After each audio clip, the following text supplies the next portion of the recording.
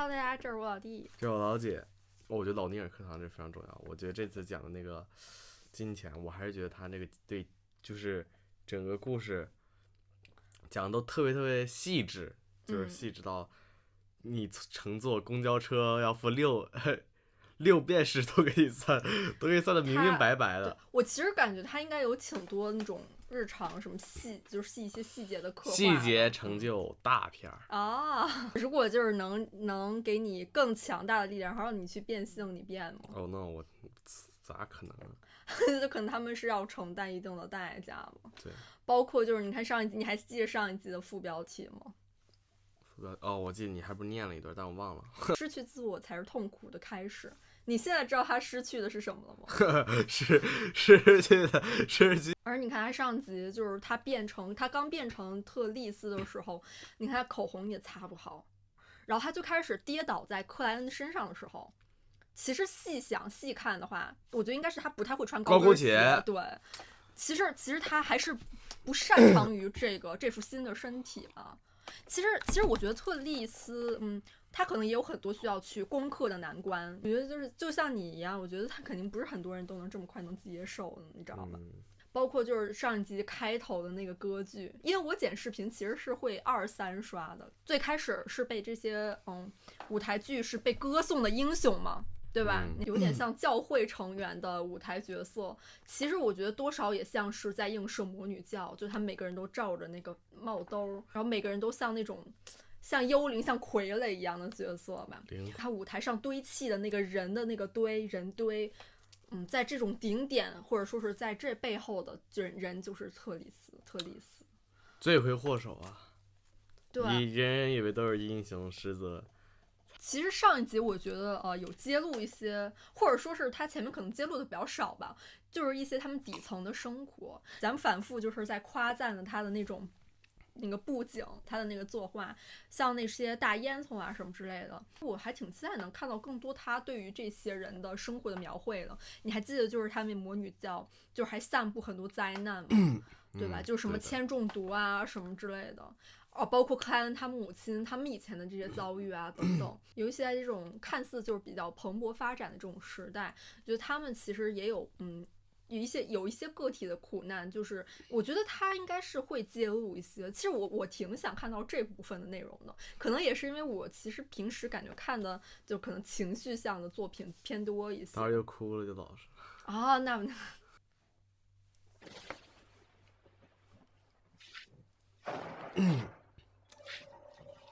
哇哦，又是什么仪式吗？每集必有一个仪式。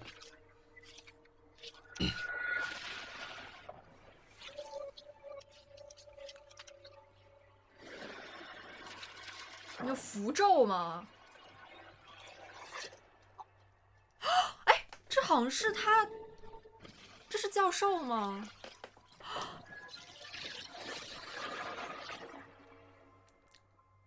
老师每段人生都有意义，他这个一段是同一段人生中还是不同的人生啊？说的感觉有点像那种轮回了。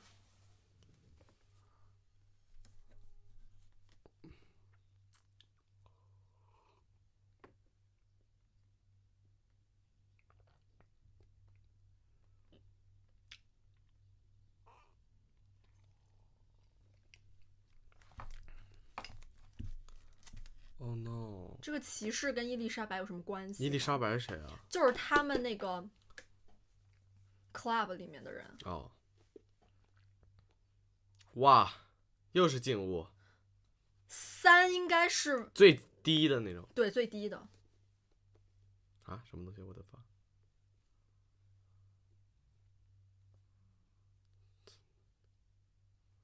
其实我觉得这个挺强的。你是说你说只会这个赞美太阳的白痴。你是夸太阳？哦，你的视角。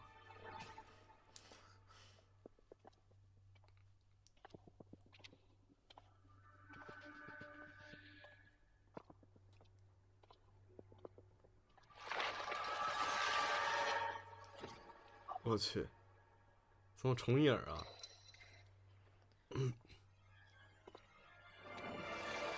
跟他的教授真的有关吗？这是哪儿啊？这是那个什么古堡？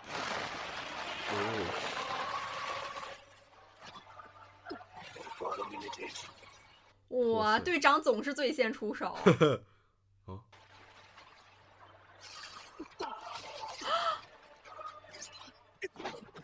不是，这有点太致命了。这就是那骑士，他那个这不是那个啥吗？这不是我玩那个 Dead Cell 无头，Dead Cell 不是，这不是我玩的游戏的吗？我在学校天天玩安魂符咒。这是多少人玩的游戏？多少人的童年？挣脱了，运气这么大！我去，我无伤通关啊！这是什么呀？那底下？蝙蝠吧。收尸人。收尸人。收尸人死不了是吗？队长死不了，你放心。队长啊！哇！不，赞美白狮啊！不赞，我赞美太阳的白狮。找到了，这骑士不？这代表他怨念太强了，你知道吧？我靠！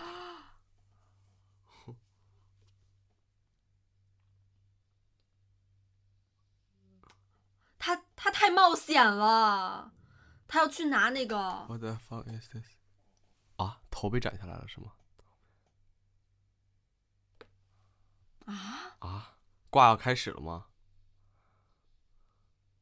哦，梦魇豆队长啊，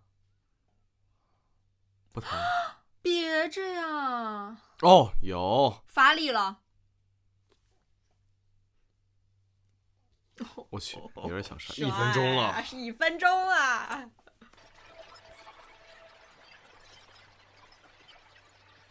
哦，他们只要拖够1分钟就行了。再差一点，克莱恩被爆头了。队长，这冤魂很诡异，执念很重。这种级别的冤魂，至少上季也提到有4个级别的虽然久远，死魂，却没有一个和冤魂相关。这冤魂极可能是最近才出现的。队长。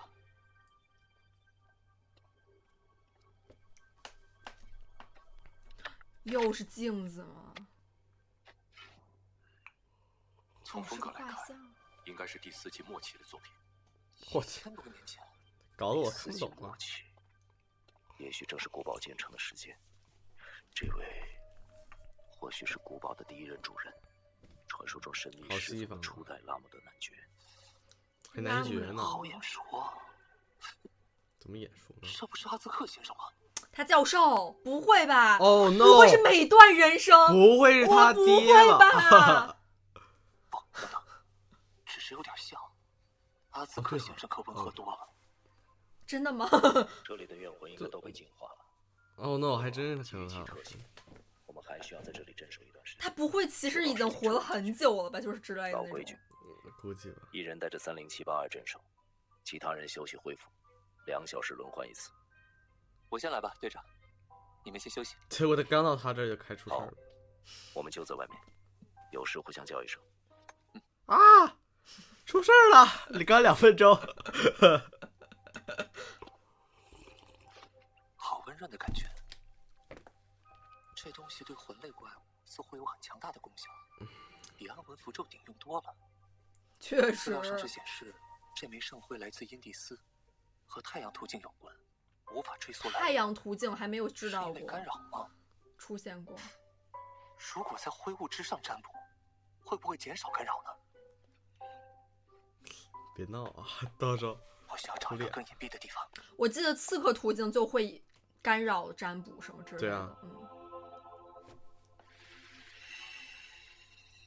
哇，灰雾啊！触感还挺真实，直接依靠我的感受巨现。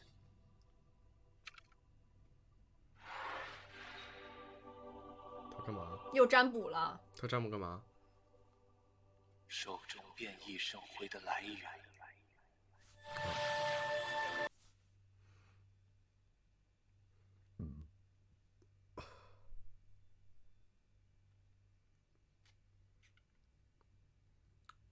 有，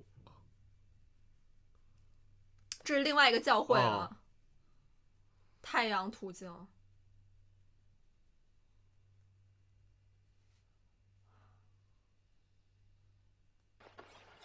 啊！那滴金色液体，就是30782力量的来源。这算献祭吗？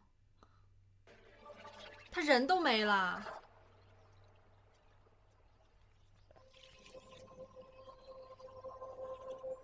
这玩意儿究竟是什么呀？某种高品阶的非凡材料？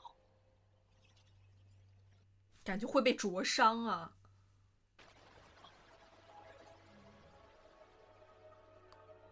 出事儿了！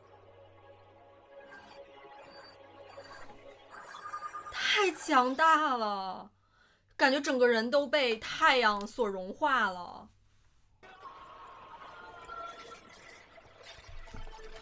太阳途径有点意思。哇，这是他的神庙啊！哦不，而且那才只是那么一滴啊！啊，进击的巨人出现了！啊，这太不太像了，我天哪！哎，这个是不是刀教人？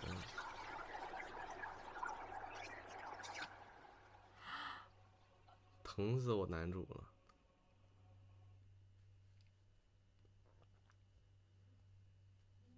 哦，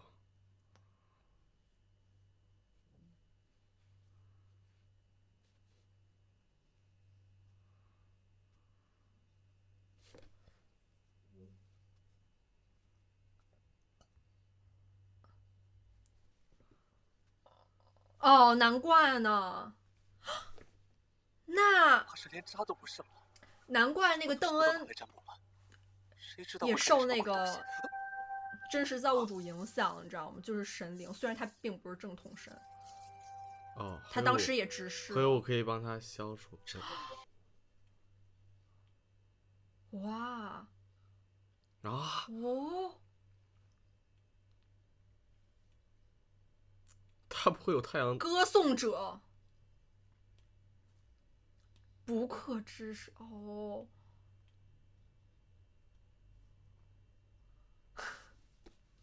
啊，有点像哇！他都知道了，他连序列4都知道了。神学，所有人想象的都要强大，以后得找个机会最后一下人性的羊毛。可爱克莱恩，神庙怎么办？又得重建了。今天就这样吧，该回去了，免得队长他们发现。哦，重建。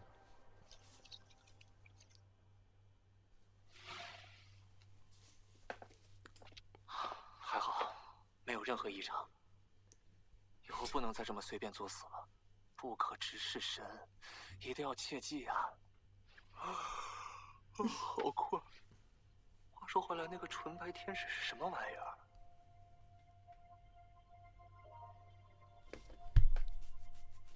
古堡的怨魂已经解决啊，已经解决了。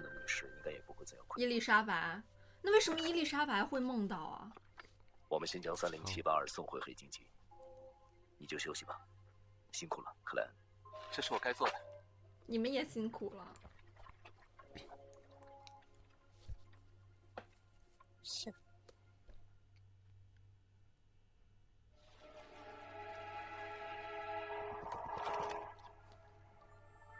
天哪，这有点像那个圣经嘛？对。黑暗纪元第4季，第4季就是刚刚那个画像的时候嘛，不是？啊，对。第4季众神纪元。战乱频发。你看第5纪元就开始七神庇佑了，那很有可能那些邪神，比如说什么真实造物主什么的，可能就是在这个众神纪元战乱频发的时候被封印了之类的。你看嘛，对吧？估计是。显然就是最后可能获胜的，或者说是最后可能就是这7大神达成了一种一致，或者是什么。看最开始混沌纪元的时候，造物主从混沌中醒来，所以这个造物主就是可能是那个极光会所就是信奉的那个，但是也不知道啊，现在只是他们的一面之词。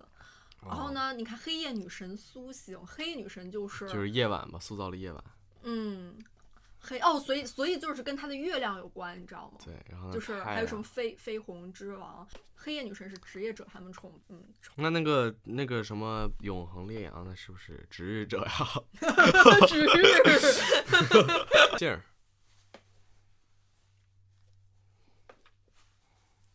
咦。哦，那个信，我以为他不会跟克莱恩分享这些呢。怎么感觉怪怪的？那问问不就行了吗？那必有关联。来问。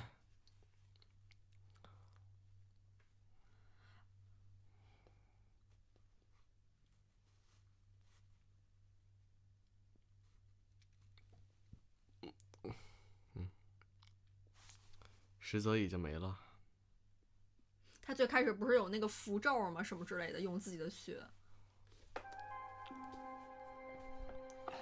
让这凭空出现，我在。哦，shoot！被。哦，是画吗？血。不是，我是说他画了。你看，就是用血画的画儿，这是那个城堡吗？哦，哇哦！拉姆德古堡。3。难道那幅油画真的？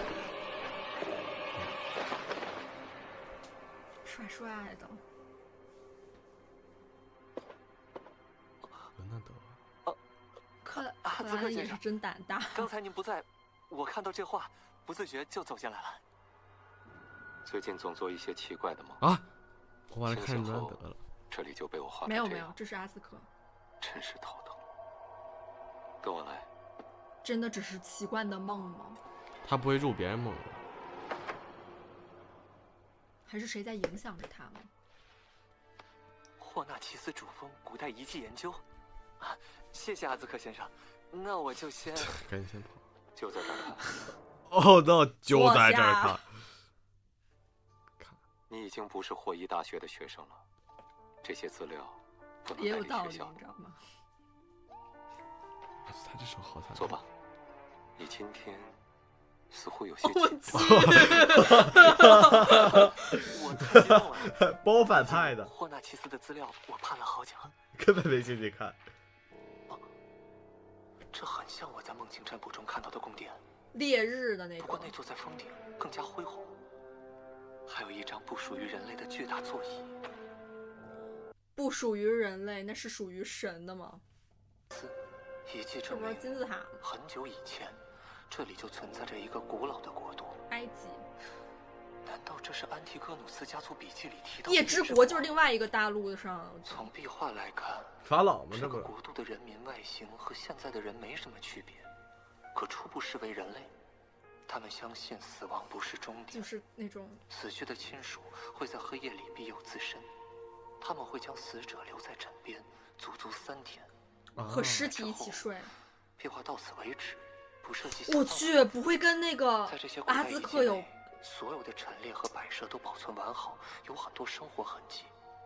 但奇怪的是，我正好看到这部分。谢谢。没有墓葬，没有尸骸，人就像瞬间消失，从来没有存在于这个世上。而且这个古老文明敬仰一位神秘存在，太阳吗？他们尊称他为黑夜的主宰，天的母亲。黑夜的主宰？难道夜之国和那位天母同黑夜女神有关？克莱恩，咖啡不喝吗？不是很敢喝。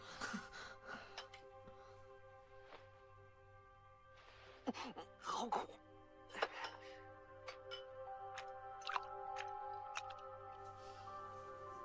以往你都是加一口。哦，他不会看出来了吧？克莱恩不是克莱恩。口味有些变。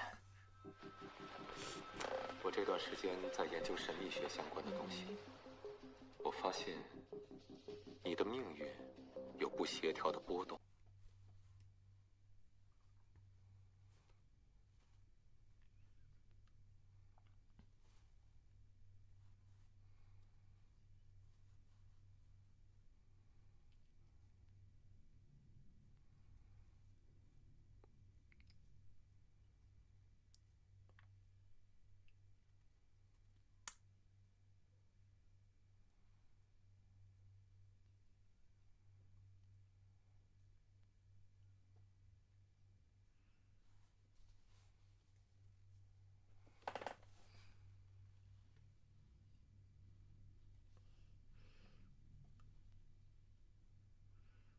那他果然就是跟那个有关。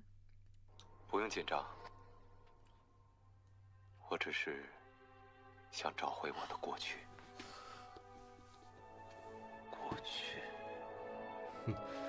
你是说几千年过去吗？再找个嘚儿。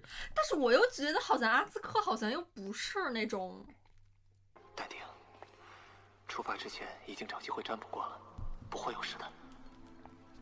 阿兹克先生对克莱恩一直很好，占卜也显示，长得就如果告诉阿兹克不是很先生古堡的情况，并替他在职业者内部隐瞒，他会在未来救我一次。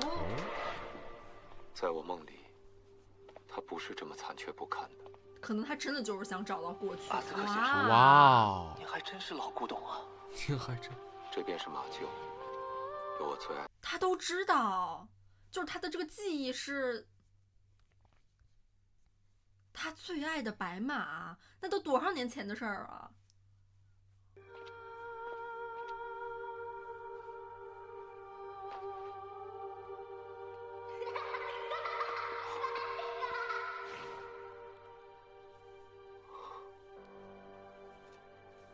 我的孩子常在这里玩，他喜欢拖着比他重的剑到处跑，口里念叨着：“我是国不会就是那个刚那无头骑士吧？就是刚最开始就有他的剑。我的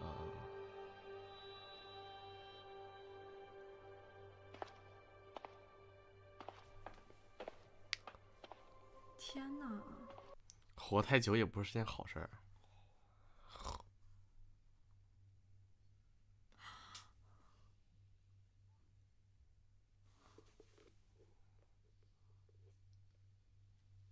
他本身都已经是骸骨了。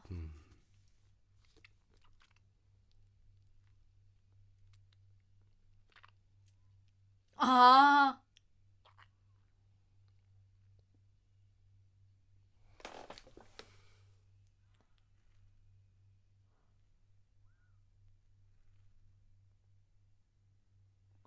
哇！所以他为什么孩子会有怨灵呢？我觉得他们是不是都被杀了之类，你知道吧？就是被那个被灭门了吗之类的。刚才的是什么？你看他那个，他孩子有那么强的执念， Oh no 肯定是那种冤死之类的。我估计就是冤死，啊大火吧，大火。哦，密密室室。好潮湿的晦气，下面阵阵邪祟。邪祟什么？就是类似于可能一些就怨灵，什么僵尸，也不是僵尸，就是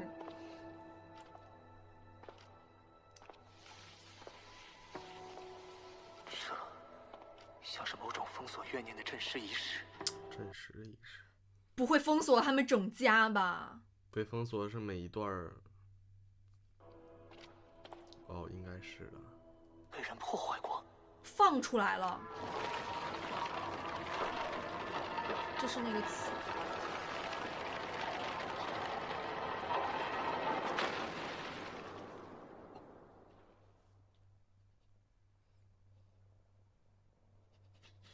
哦，他悔恨不已。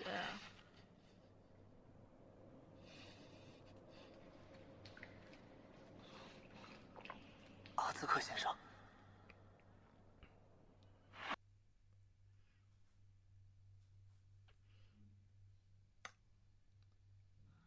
哦不，所以就是有人破坏了那个墓，所以他儿子才能出来，你知道吧？就是无头骑士的怨灵。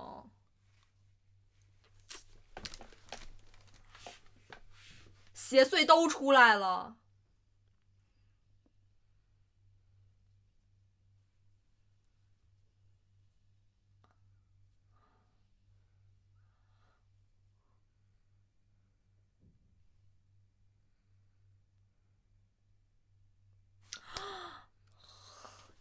都是他们的家人吧？可能。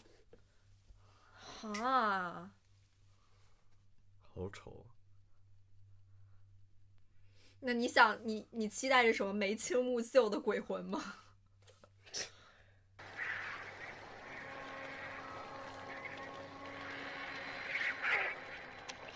哦，回溯到很早以前了。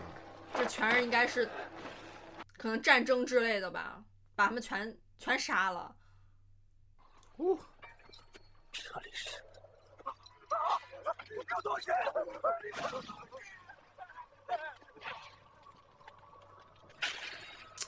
还有人没死吗？被活活烧死了，插了这么多箭。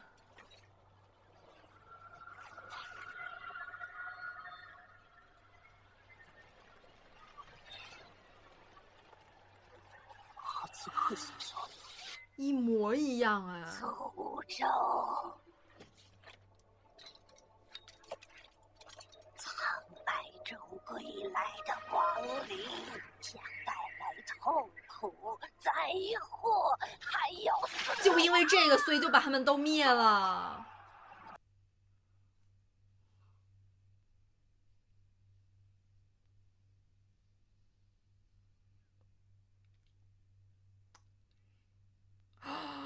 这些都成为了他的力量。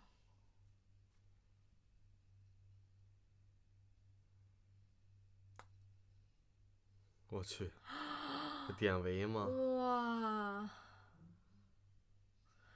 他恨啊！不是他为啥呀？不是，他们的那些人为啥要杀阿兹克？你没听刚刚那个诅咒，他说阿兹克是诅咒是吗？就是他们可能说他们族人吧之类的，会带来灾祸什么的。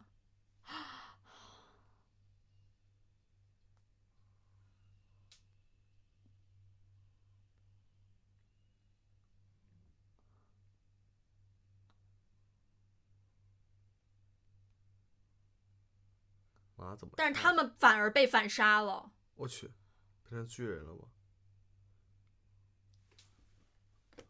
啊！真是巨人！我去！What the hell？ 啊，这不是阿兹克了。这就是刚刚阿兹克就是幻象中，就是他自己已经是那种骸骨了。你看，就是你还，哇！我去，这也与他太为战，哇！这个有点太帅了，这有点太帅了。我去，我要被踩死了！哇！这不是我吗？我天！我直接操控你，直接就是。天哪！哦，他的皇宫，原来一个老师还这么深藏不露啊！这也是他记忆里中的样子吗？他的古堡，他的小花花，哇！还好，为什么就他为他为什么能活这么久啊？应该会说。哦，但他为什么头发变成这样？那是他妻子。哇哦，还挺帅。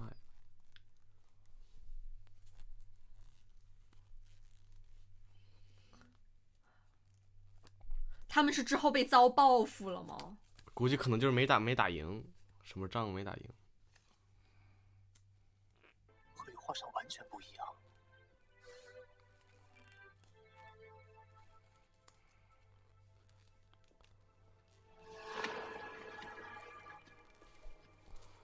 哇哦，开始了。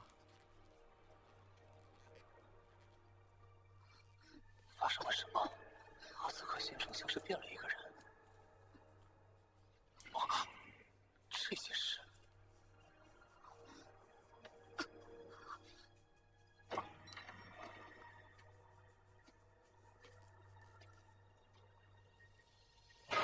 哇，怨灵大军嘛，这不是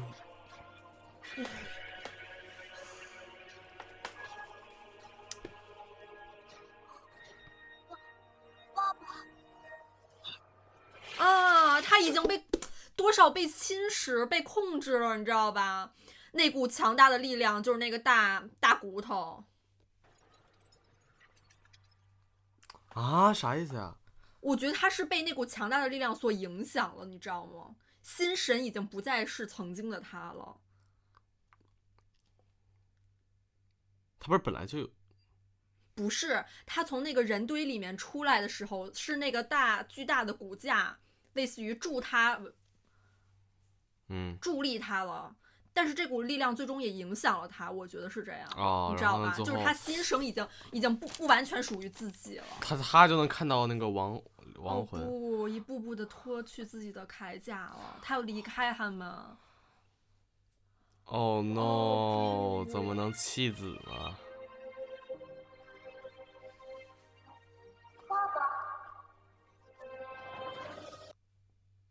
哦，我小说里还写到那个亡灵呢。Oh no！阿扎克，他可能还趁自己你知道吗，还算清醒的时候远离了他的妻儿。万一之后就是再被侵占的话，他说不定会做出伤害他们的事情。是的呢。孩子，我的离去并没能让你摆脱厄运。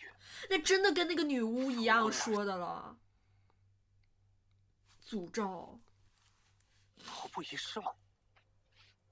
痕迹是3个月内的。原来如此，有人破坏了阵势，所以他才出来了吗？所以怨魂才会最近出现。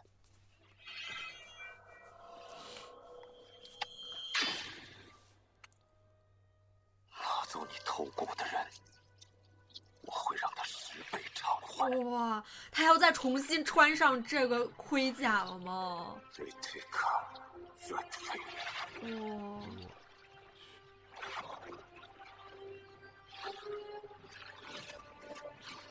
啊！克莱恩怎么被？不会是以前的克莱恩吧？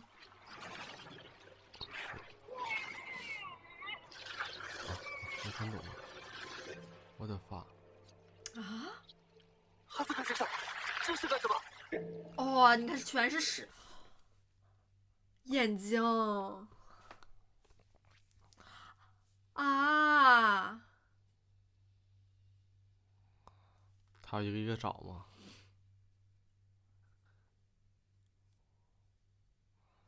他要在这里面找他儿子的头颅吗？不是吧？干啥呢？其实我有点没太懂，为什么他这个血脉追踪，然后他打向了克莱恩啊？怎么又是透明羽毛啊？而且，我再次感受到了那股让你命运就是跟他有关的吗？难怪刚才追溯到了我身上。那股力量非常强大。是不是就是霍纳奇斯什么之类的？我会找到他穿越，也许也能帮助你。哦。赶紧的吧，穿上。而且你看他的孩子最后也是穿上了他曾经就是脱掉的那身铠甲，他也想成为像他父亲一样，就是那位战士，他做到了，但是还是。阿兹克先生，你想起自己是谁了吗？我只恢复了部分记忆，其他的完全记不清。也许我是个活了很久很久的人。也许您和那位死神……死神应该就是那个大每隔几十年，我就会陷入沉眠，再醒来已经忘记了一切，只记得名字、基本的知识和一份身份证。但是每一段都是有意义的。之后，便开始做梦。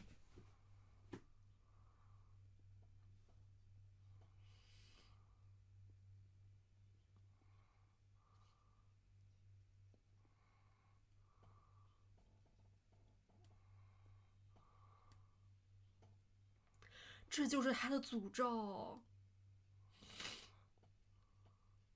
Oh no！ 那别做梦了。那肯定是他亲身经历的。所以他为什么会轮回，也是死神的力量吗？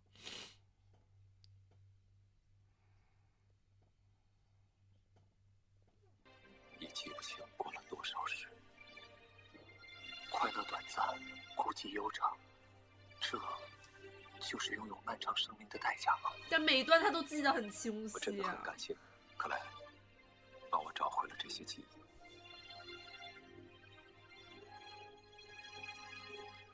但是那个他回头看了一眼。你永远无法想象，一个没有过去的人会是怎样的心情，就像海上的船只，永远漂泊，没有尽头。现在，总算看到了航向。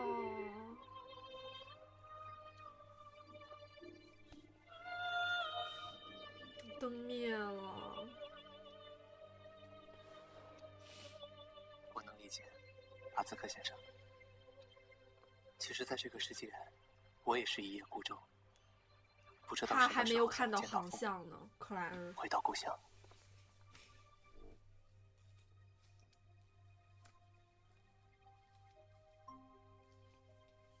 但是他也有这里的家人。但幸运的是，我还有班森和梅丽莎，还能拥有一处安心的港湾。不过我终究不是克莱恩，总有一天会离开。到最后你都不想离开了。已经注定，那就在还是克莱恩的日子里，多陪陪班森和梅丽莎吧。还什么舍不得呢？要是他俩最后没死就不错了，我觉得。好像是。足够的回忆，去幻想。对啊，我回来了。就像阿兹克，他也有非常多段的回忆，但是他也还可以去做梦去怀想嘛。你感觉这集怎么样？我觉得他的这个整个调性都变了一些吧。这一集，这一集我还挺喜欢的。对，就引入那个阿萨克先生，他那个还挺不错。我就是那个副标题还是挺有用的。这集就是节奏啊、情绪的把控啊什么的，我觉得做的都挺到位的，就有让你能非常沉浸式的能够去进入到阿兹克先生他的这种种的人生中吧，就是每一段的经历，就是能更好的去跟角色有一种共鸣的机会。还以为阿萨克先生是坏人呢。他前面，我觉得他前面有一些故意引导了。我也觉得他感觉，但也不能完全算是不对的引导，因为确实阿斯克他的这个身份是，对吧？是有谜团的。那等于说阿斯克先生应该曾经就是什么夜之国之类的，或者至少跟夜之国的那些传说应该是有密切的关联呢。夜之国人民他们不相信死亡是终点嘛？阿兹克显然就没有到达他的终点，活那么多久。他的这些亲属们都会就是化为那种鬼魂的形，就是也不是化为鬼魂吧，反正就是会继续的陪在他的身边。哦，然后都立为要用他所用。对，都会为他所用，就是会在黑夜里庇护。完了，而且就是这集，因为克莱恩他拿到的就是阿兹克给他的这本笔记，就是类似于资料，是什么就提到什么霍纳奇斯山脉，虽说霍纳奇斯一直是个地名，我原本以为是人呢，我以为是一句密语之类的，那会不会就是会要克莱恩有？我估计就是想让他去这个地方吧。是吗？想让他去夜之国，我估计他肯定得去一趟。他这肯定要去夜之国，我也觉得。我觉得应该也多少能推断出来，那一张不属于人类的巨大座椅，哦，就是那个骷髅，应该就是那个死神的。好喜欢那一段啊，就是太强了，哇，就是小小的人类阿兹克在前面跑着，后面就是巨大无比的这个死神为他助力，这还是很酷的。这个书描写的肯定没有那么壮观。所以这也解释了为什么就是在那一堆就是战争中死去的人群那个尸体堆中，阿兹克当时被插了数箭都就是丝毫没事儿，就是这样起来。那死不了，嗯，感觉内脏都已经没了。他还是人，他才算人类吗？其实应该不算人类了。他活了那么久。阿兹克最开始不是在第4世纪嘛？那个时候战争频发，那个王朝更替的很快，可能当时就是阿兹克他们就是整个家族的人吧，他们就是被波及了，等于说他们的王朝被更替了，所以他们都战死了。但是呢，就是当时的那些女巫巫婆感受到了阿兹克身上的这股力量，就是那个死神的庇佑吧，算是。然后呢，就是说一定要除掉他，但是他们没有人，就是那些士兵没有人能打得过已经有死亡庇护的阿兹克，或者有可能就是因为死的人太多了，你知道吗？就是这些累积起来的这个怨魂，那个执念太深了，所以造就了这股力量，就是这个死神庇佑。你觉得有可能吗？我觉得肯定，我觉得应该得是已经有了这个什么死神，然后呢，可能感应到这人死太多，然后呢，哦，你的意思是说被吸引过来了吗？啊，对吧？因为他不可能凭空就出现了吧，他肯定得有一个东西，然后呢再给吧。在获得了这一股巨大力量的阿斯克，等于说是应该是连胜了很多场战役吧。你看最后他们都住进这种大古堡、大城堡里面，应该算是他们的王朝的到来了。嗯。然后他获得那股力量之后，就开始牵连他的家人了呗。可能就是因为一些精神失控啊，或者就是可能那股力量多少就真的像之前那个巫婆那个婆婆所说的，是一种诅咒，会带来灾害和死亡。你看他什么那个生病嘛，可能就是他带来的负面影响。对，感觉就是可能是久病不起了，已经很严重了。所以呢，阿兹克能感觉到多少是因他带来的，所以他就选择离开了他们。然后呢，在接下来的非常多段轮回的人生中，他都不断的在离开自己的家人，最后到现在，你看他当一个大学教授，他一直就是一个人了。Oh no！ 而你看，不仅是就是之后的阿兹克，还是他们最开始刚进入古堡的时候，都会不断的闪现他跟那个死神的头颅好像重合的那种状态。我觉得就是他可能已经多少就是被融入进去了。就可能太受其影响了，包括就是他的那些怨灵家属们，对吧？就是不断的臣服于他的那些怨灵，就是可能他已经不再受自己真正的本我控制了那种。已经开始脱离自己。但是我觉得还挺感动的，其中一点就是他儿子最后还是穿上他的盔甲，真的像他曾经说过那样，就是想成为像他爸爸一样，就是很棒的一位骑士。看一开始那个骑士也挺厉害的嘛。